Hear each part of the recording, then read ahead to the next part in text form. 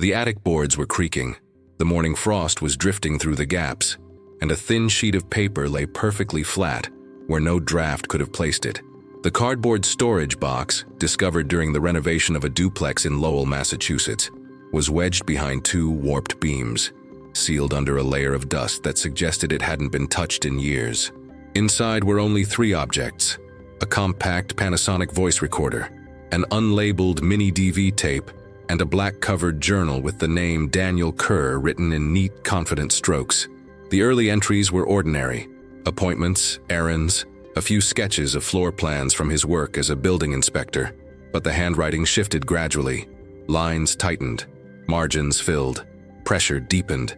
Then several pages had been torn out with a speed that ignored the spine. What made the find impossible to dismiss was not the damage, nor the tape, nor the recorder. It was the dates.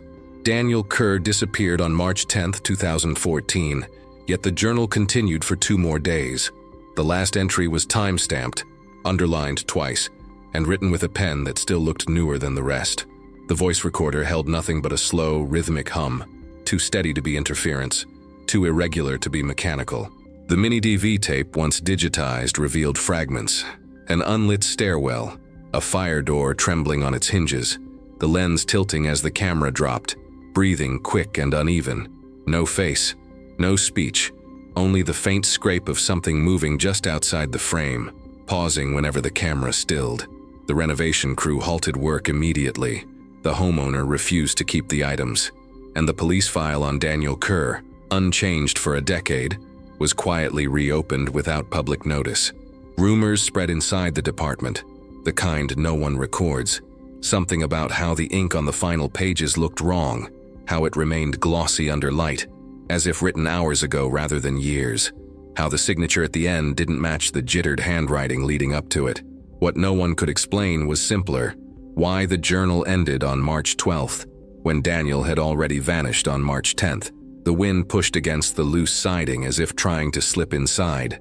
A floorboard ticked under cooling metal somewhere deeper in the house, and the hallway light, wired to a temporary power supply, flickered with a pulse too slow to be electrical. Detective Laura Mendel stepped into the narrow attic space where the box had been found.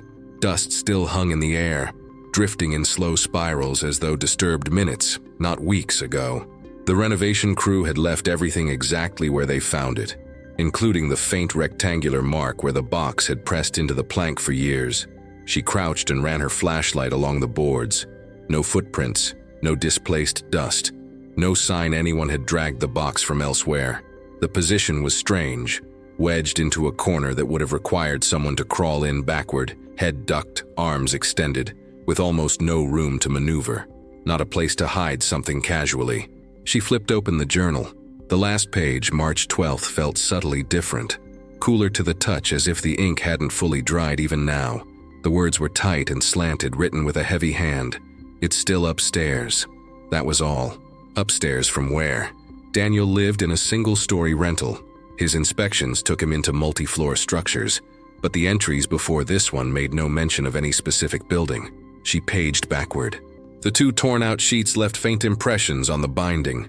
Someone had ripped them violently, not carefully. On the floor, beside the spot where the box had been, something caught her attention. A thin line of worn wood, a shallow groove, running parallel to the beam. She brushed dust aside. The line continued into the wallboard, disappearing at a seam that looked newer than the rest of the attic. She pressed her thumb to it. The panel clicked. A narrow strip of the wall eased outward as if on a pivot. Behind it was a cavity barely large enough to store a shoebox. Empty now. No reports from the renovation crew mentioned this. The cavity hadn't been logged.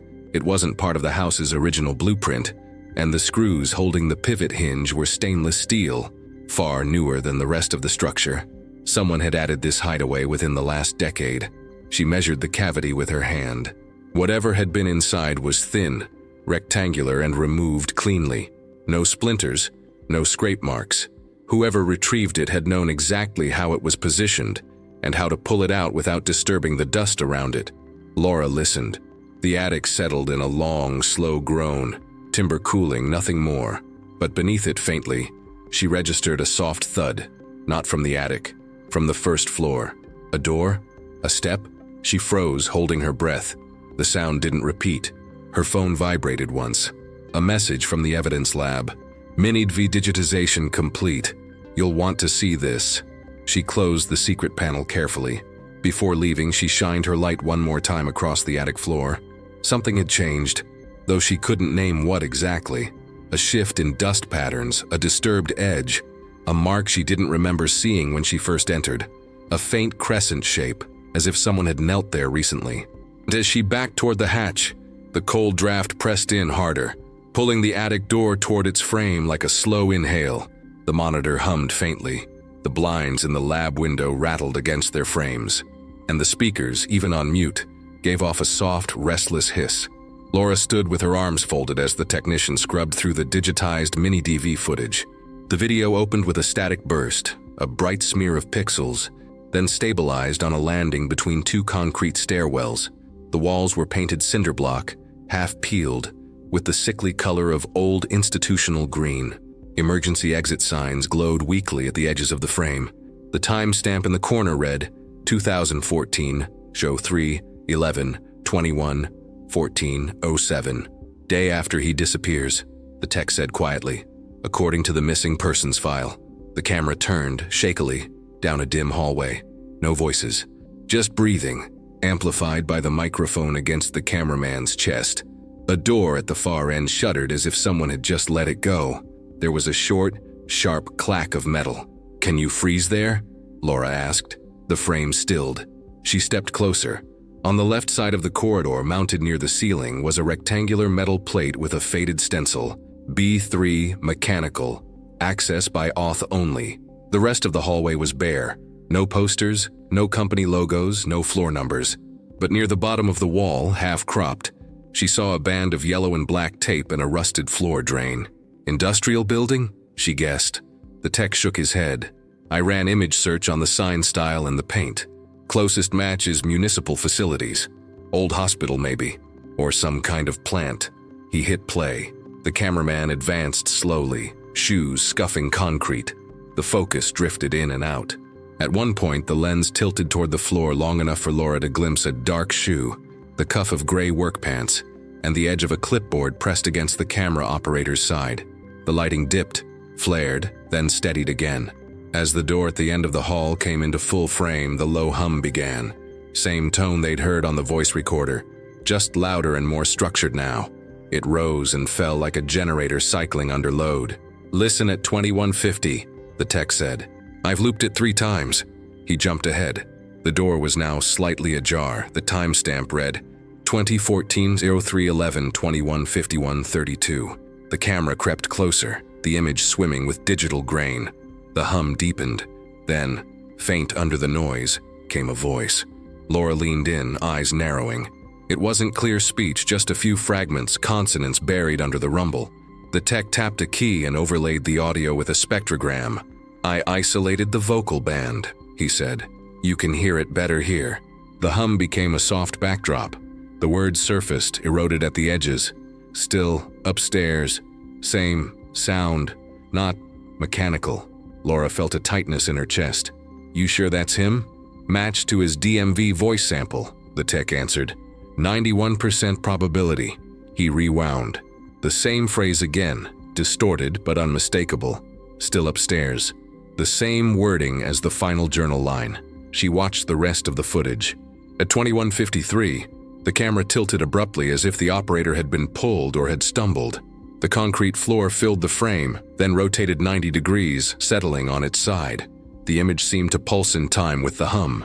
In the far corner of the skewed shot, a shadow moved, long, narrow, not aligned with any visible object. The tech paused. No sign of anyone else. No footprints, no reflection, nothing. Just that. "Where was this shot?" Laura asked. "That's the part you're not going to like," he replied, calling up a second window on his monitor. He displayed a scan from the missing persons file, an incident report from 2014. The last logged assignment for Inspector Daniel Kerr. Routine safety reinspection. Northline Storage Facility, Building 4, Lowell, MA. Scheduled for 2014-03-10-16-1. Northline's been shuttered for years, the tech said. Half demolished. but I pulled their archived plans from the city system. He overlaid a blueprint on the frozen frame of the video. The corridor layout matched almost perfectly. Door positions, drain location, emergency lighting. Laura studied the plans. Her eyes caught on a note in the legend. Sub-level B3 mechanical. Restricted. Non-public access. Listed inspection years 2006, 2009, 2011. Nothing after that. So he goes in on the 10th, she said softly. Doesn't clock out. And somehow we end up with footage timestamped the 11th. The tech nodded. And this part is from even later. He jumped to the end of the tape. 2014, Cairo 3 with 12 V0 06 19. The frame was darker now. The camera pressed close to what looked like a metal surface coated with peeling white paint. A small stenciled number appeared at the edge of the picture. 412. The hum was louder, more uneven. The microphone crackled as if reacting to static. The voice came again, closer, almost too close. Whoever finds this, don't. The audio fractured, breaking into a smear of noise. The image pixelated, reassembled into nonsense, then cut to black. The tape ended there. No sign of him leaving. No sign of where he moved between each jump in time. Just 3 fragments, spanning 2 days he wasn't supposed to have. Laura stared at the blank screen. "The journal," she said. "Can you pull the ink analysis from those last pages? I want dates, contaminants, anything." "Already in process," the tech replied. "Preliminary results said something weird about it, but I'd rather you hear that from the analyst." She turned to leave, then paused. "The sound?" she asked. "The hum. Could that be machinery from the facility? Old HVAC? Generators? Something still drawing power?" The tech shrugged. "Maybe, but the pattern's not regular. It drifts. That's why it's so hard to filter. It's like feedback from something that's not supposed to be running anymore." In the corridor outside the lab, the overhead fluorescents buzzed faintly. As she walked away, one of them flickered twice, paused, and flickered a third time. Brief pulses in a rhythm almost, but not quite, like the hum on the tape. Laura stopped beneath it and looked up. The light steadied, as if nothing had happened. The HVAC vents rattled overhead. The metal table vibrated with each passing cart in the hallway, and the ink analyzer emitted a faint, steady beeping, like a pulse half a second behind her own. Laura stepped into the forensics office. The analyst, Dr. Chen, was leaning over a light box with the last page of Daniel Kerr's journal secured under glass. Under the ultraviolet lamp, the ink glowed in fractured tones, rather than a single clean signature of age. "You said there was something unusual," Laura said. Chen nodded once, not looking away from the page. "2 things, actually. First, the ink composition is consistent with a standard ballpoint pen manufactured between 2012 and 2015. Nothing strange about that. But the drying profile," she adjusted the lamp, "it doesn't make sense." Laura waited. "This portion here," Chen traced one side of the final sentence with a gloved fingertip, "shows normal oxidation for ink that's a decade old. But this half," she moved her finger, "shows a drying time of maybe days, hours even. As if the writing occurred in separate passes using the same pen." "But the lines are continuous," Laura said. "Exactly. No breaks, no pressure changes. Same stroke speed." Chen dimmed the lamp. For a moment, the ink seemed slightly wet again before settling into its matte finish. "And the second thing?" Laura asked. Chen slid a thin, folded sheet across the table. "This was stuck inside the binding glue. You wouldn't see it unless you dissolved the spine." The fragment was small, torn diagonally, covered in cramped handwriting that leaned upward. Laura unfolded it carefully. It wasn't a journal page. Different texture, different ruling. More like office memo stock. 4 lines stood out. "Sub-level map doesn't match blueprint. Access corridor behind panel, no record of it. If door stays open longer than 3 secs, sound increases. Do not trust timestamp." Laura swallowed. "Do not trust timestamp?" "Last line's written twice," Chen said.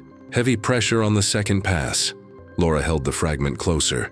The handwriting matched Daniel's earlier entries, the more controlled ones. But the dates in the journal jumped around that period. 2 entries from March 8th, 1 from March 9th, none from March 10th, then suddenly the final one on March 12th. "Where in the notebook was this found?" she asked. "Between pages 12 and 13. Chen said, which were both intact. That's too early, Laura murmured. Those pages had nothing about Northline. She unfolded the fragment fully. On the reverse side, faintly, were two numbers, 107, 412. What do you make of these? She asked. Might be page numbers from another notebook, Chen said, or internal room designations. Northline uses 3-digit stencils, Laura said. We saw 412 on the tape. Chen took a step back. Then maybe 107 is where he started. Before Laura could respond, someone knocked softly on the open doorframe. It was the tech from earlier, holding a manila folder under his arm. Detective, you'll want this. He handed her a printout. I pulled all inspection logs from Northline before they went dark. You asked for anything on building access. She scanned the list. Routine checks, machinery sign-offs, a handful of repair orders.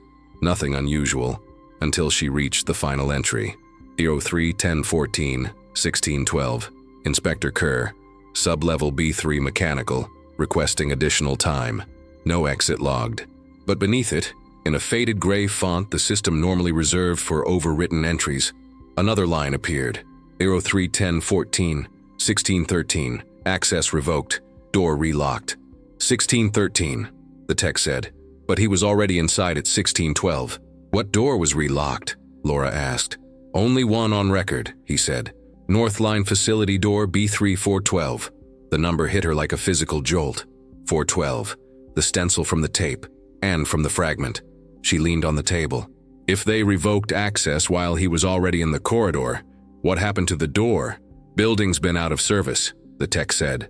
Power cut, but the lock is magnetic. That model fails shut. If the system glitched, he couldn't have opened it again.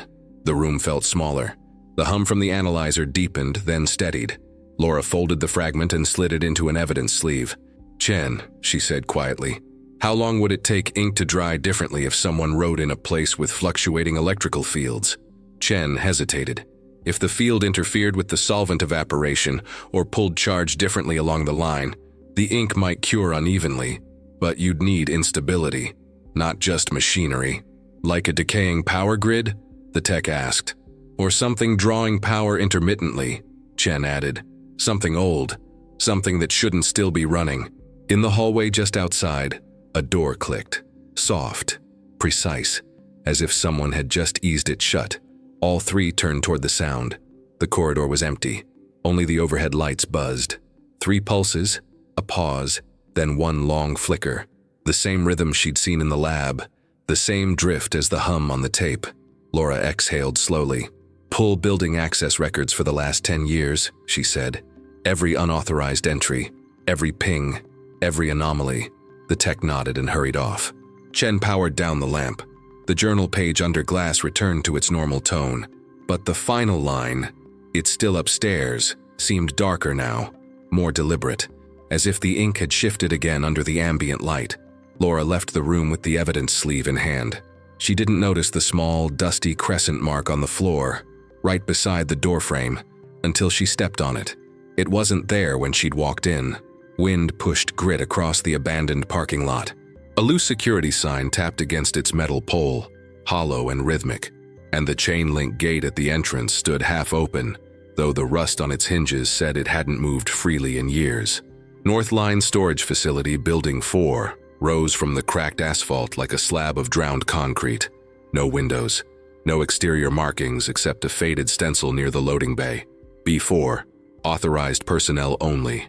The demolition crews had stripped most of the surrounding structures, leaving this one standing for reasons the city never clarified. Laura stepped through the gate, alone. The air tasted metallic, like exposed wiring after a storm. Her boots snapped fragments of glass as she crossed the lot.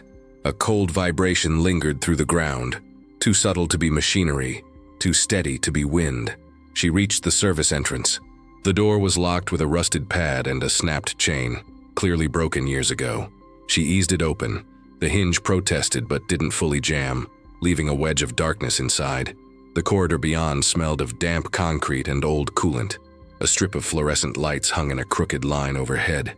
None were on. Yet the faint hum she'd heard in the footage seemed to bleed from deeper inside, buried under layers of echo. She moved forward. Each step stirred dust that settled unnaturally fast, as if pulled downward rather than drifting. On the left wall, taped loose and brittle, hung a laminated sign. Sub-level access. Restricted. Maintenance only. A faint number had been scratched in at the bottom. 107. She touched the corner gently. The tape crackled but held. Far ahead, the corridor split. One path led toward the old mechanical room, its door dented and marked with tape residue where a warning sign once hung. The other descended by a narrow concrete stairwell marked with the faded word B3, the same level as the footage. She checked her recorder. Fresh batteries, steady light. The air cooled as she approached the stairwell, dropping hard enough to make her breath break in the beam of her flashlight. At the first landing, she paused. A sheet of paper lay on the ground. She crouched. It wasn't a printout or memo, just a torn piece of notebook stock warped at the edges. Daniel's handwriting covered one side, jagged and uneven. Door cycles on its own. 3 seconds open, then locked again. Don't get caught between. She read it twice, skin tightening. He must have written this before the footage, maybe minutes before the first clip. The hum thickened as she descended. By the second landing, the air felt electrically charged. Her arm hair rose. Static cracked faintly inside her recorder. Tiny bursts, like fingers brushing a microphone. At the bottom, a steel door waited. The stencil on it read 412, a perfect match to the tape. She tried the handle. Locked. She stepped back and scanned the frame. Beside the door, half obscured by peeling paint, was a narrow maintenance panel. The screws were missing. Someone had pried it open before. She shifted it aside. Inside was an old magnetic lock housing, its wiring cut and reattached multiple times. The insulation was melted in places. Something had overloaded it repeatedly. She traced a loose cable to the floor where it disappeared under the seam of the door. Her flashlight flickered. Once, twice, then held. Laura exhaled, listening. The hum rose, deepening. A soft click echoed inside the door frame. She stepped back instinctively. The lock disengaged. The steel door eased open by exactly 3 inches. No more, no less, then froze. A cold draft pressed through the gap, carrying the faint smell of ozone and something older, like dust burnt off machinery that had no right to be running. She leaned closer, careful not to breach the door's threshold. Beyond the gap, a corridor extended into darkness. Smooth concrete, no markings, no fixtures. Just emptiness and a distant sound, quieter than the hum, almost like breath turning corners. She raised her recorder, pressed the button. A burst of static flooded the mic, then cleared enough for one faint line to slip through. Not the same. After the second day, Daniel's voice. Her pulse kicked hard. She stepped back from the doorway. The hum shifted pitch, almost following her movement. A soft mechanical tremor rolled through the floor, vibrating the dust, making it dance in small, irregular patterns. The steel door, still open just 3 inches, clicked again. 2 sharp pulses. Laura froze. The door didn't shut. It didn't open further. It simply waited. Her radio crackled. "Detective Mendel," a voice said. "This is dispatch. We received an access alert from your location." She frowned. "I didn't trigger anything. System says unauthorized entry registered at Northline Building 4. Timestamped 30 seconds ago." Her eyes moved to the steel door. "Which entry?" she asked. A pause. "Sublevel B3. Door 412. Her throat tightened. "Logged to who?" Another pause. Longer. Then, internal ID tag associated with Inspector Daniel Kerr. The hum flared, just briefly, like something adjusting inside the corridor. The radio hissed. The steel door clicked once more, soft, decisive, and slowly the 3-inch gap began to widen. Cold air rolled out as the steel door widened to a full foot. Dust skittered across the floor in thin spirals, pulled inward as if by a slow, steady draw. And the hum inside the corridor shifted again. Lower now, pulsing irregularly, no longer mechanical. Laura steadied her breath and angled her flashlight through the opening. The beam didn't travel far. The concrete walls swallowed most of it, leaving only a narrow cone of clarity. The corridor ahead wasn't on any blueprint. She stepped across the threshold. The temperature dropped instantly, a clean, sharp cold that clung to her lungs. The floor was perfectly smooth, no cracks, no seams. She followed it 10 paces, recorder in hand. the static rising and fading like waves. At 15 paces, she noticed the second anomaly. The corridor turned left, but the building's exterior wall should have been directly on the other side of that turn. There was no physical space for the hallway to bend, yet it did. Cleanly, seamlessly. She approached the corner, checking her bearings twice. The building simply didn't allow for this geometry. Another piece of paper lay on the ground. She knelt quickly, scanning the edges. No footprints around it. No disturbed dust except for a faint oval where the page rested. Daniel's handwriting again, frantic now. Time wrong, sound wrong. Every turn adds minutes I didn't walk. Kept checking watch, looping. Don't go alone. His watch had been logged as missing in the evidence report. Never found. Laura shined her light ahead. The next section of the corridor dipped slightly, as if settling under weight. A thin metallic smell coated the air. Her boots made no echo now, only a dull, muted thump. At the end of the passage, another door appeared. Not steel. Wood, old and swollen, with faded numbers carved by hand. 107. She paused. Room 107 shouldn't exist anywhere near sublevel B3. It belonged to a different structure, a different floor, probably even a different decade.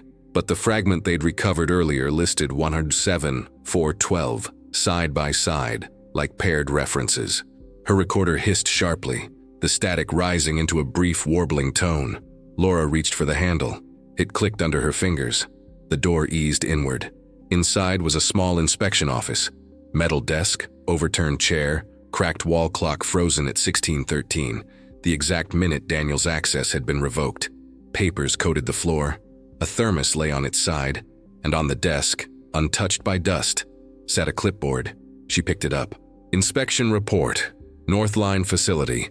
March 10, 2014. Inspector. Kerr, Daniel Area, sublevel B3. Mechanical notes. Unstable load. Power inconsistent. Door cycling on its own. Should not be active. Incomplete. No signature line. The bottom torn off. She turned the clipboard over. On the back, written directly on the wood, were two final lines. If I'm not out by second day, something is keeping time running here. Don't follow the sound. A faint tap echoed in the corridor behind her. Light, deliberate, like a knuckle against concrete. Laura spun, flashlight up. The hallway was empty. Then the lights, non-existent until now, flickered once overhead. A faint emergency strip along the floor glowed weakly, illuminating a set of footprints that hadn't been there moments earlier. They led toward the wooden door, stopped inches from her boots, and simply ended. Her radio crackled violently. Mendel, static, your position, repeating access. The voice dissolved under a wash of noise. Then, distorted but unmistakable, another voice pushed through. Laura, turn around. Her breath locked. Not her dispatcher, not any colleague. Daniel's voice. She turned slowly. The corridor had changed. The turn she'd taken earlier was gone. The hallway now stretched straight back to the steel door, impossibly long, as if the building had expanded while she stood still. The wooden door behind her shut on its own, clicking softly. Her flashlight dimmed. The beam narrowed. And at the far end of the corridor, barely perceptible in the gloom, something moved. Slow, steady, not approaching, not retreating, just shifting, as though adjusting to the light. Her recorder hissed again, then captured one more fragmented line. I'm not where you think the door resets. Then silence. The figure at the far end didn't vanish. It simply wasn't there anymore. Laura backed toward the wooden door, pulse hard enough to shake her hands. The floor vibrated once like a heavy relay snapping shut elsewhere in the building, and the steel door, impossibly distant but clearly visible, began closing. Not fast, not slow, just inevitable. The vibration in the floor deepened. Dust lifted in thin sheets, drawn toward the steel door as it continued its slow, deliberate close. And far above, somewhere in the building's dead wiring, a relay clattered once. Too sharp, too clean to belong to a structure without power. Laura moved fast. She crossed the corridor in long, controlled strides, careful not to break into a run. Panic made people louder. Panic made people miss the seams, and this hallway had already shifted once around her. The steel door was closing inch by inch. No visible mechanism pulling it, no motor hum, no hydraulic drag. Just weight. Gravity. An unseen counterforce. "Hold," she whispered, as if the door could hear her. "Just hold." The corridor seemed to narrow with every step. Her flashlight dimmed further, shrinking to a coin of light that barely reached the floor ahead. Her recorder spat static, then went quiet. At 20 feet from the door, the hum returned. Low, steady, pulsing through the concrete. At 10 feet, her boots no longer made sound. At 5, the temperature plunged again, sharp enough to sting her eyes. She reached the door just as the gap shrank to 6 inches. The cold air breathing through it felt different now, faster, like wind moving past an opening on the edge of a moving vehicle. She slipped her hand inside the gap, bracing her shoulder against the steel frame. "Not shutting on me," she said through clenched teeth. The door hesitated. She felt it only for a second, as if whatever force drove it was reassessing, deciding, adjusting weight. Then the hum behind her rose, higher, warping the air. A voice cut through it. Not the door, the room. Daniel's voice again. Not ahead, not behind, everywhere. Laura gritted her teeth and shoved.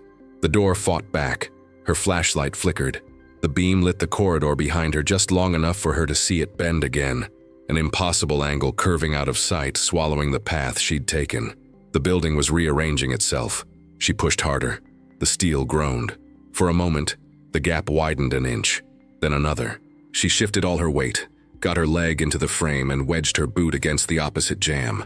The metal edges dug through the leather. Pain shot up her shin, but the door stopped retreating. "Come on," she growled. The hum peaked, no longer a drone but something like pressure releasing. Her radio clicked. "Mendel, stop, not aligned, don't step." Then a burst of noise swallowed the voice. Aligned. She froze. For the first time, she noticed the dust on the floor at her feet. Wasn't drifting toward the door anymore. It was drifting sideways, toward the wall, no, into the wall. A seam traced itself faintly along the concrete, the same size and shape as the hidden cavity she'd found in the attic. Same proportions, same rectangular outline. Something in this building kept repeating the same structures in different places, the same spaces, the same mistakes. She didn't wait to understand. Laura pulled back sharply, braced with both hands, and heaved the steel door with everything she had left. The door snapped wide, violently, as if the pressure behind it released in a single burst. She stumbled through. The hum cut off. The air warmed. Her flashlight steadied. She spun. The corridor behind her was gone. Just a blank concrete wall, seamless, untouched. No door, no hinge, no gap, nothing. Only her recorder lay on the floor where she'd dropped it, still blinking red. She picked it up with shaking fingers. Silence. Then faintly a sound she hadn't heard in that building at all. Wind through broken glass. She stepped backward into the main hallway of North Line Building 4. The door she'd entered through, rusted, dented, ordinary, stood open behind her. The same door from the service entrance. No sub-level access in sight. She checked her watch. 16:13. The same frozen minute as the wall clock in room 107. She tapped the glass. The second hand jumped. 16:14. Time resumed. Her radio crackled. "Mendel, you've been off comms for 10 minutes. Are you clear?" She considered the truth, then said, "I'm out. Send a team. No one goes in alone." She stepped into the parking lot. The wind felt normal again. The sky the same dim gray as when she'd arrived. A demolition vehicle rumbled to life somewhere beyond the trees. On the ground near the gate, pressed into the dirt, she saw a single fresh footprint. Not hers. Too narrow, too light. It pointed toward the road. She crouched slowly. No second footprint followed it. Just the one. She exhaled, lifted her radio, and froze mid-motion as her recorder clicked in her hand, unprompted, playing back the last fragment it had captured inside the corridor. Daniel's voice, calm now, almost conversational. "It isn't the building that keeps you. It's where the building leads." The audio cut. The recorder stopped. And from the direction of the empty road, a gust of cold air swept past her, carrying the faintest whisper of a hum. Not loud, not mechanical, just enough to say, the corridor hadn't finished rearranging itself.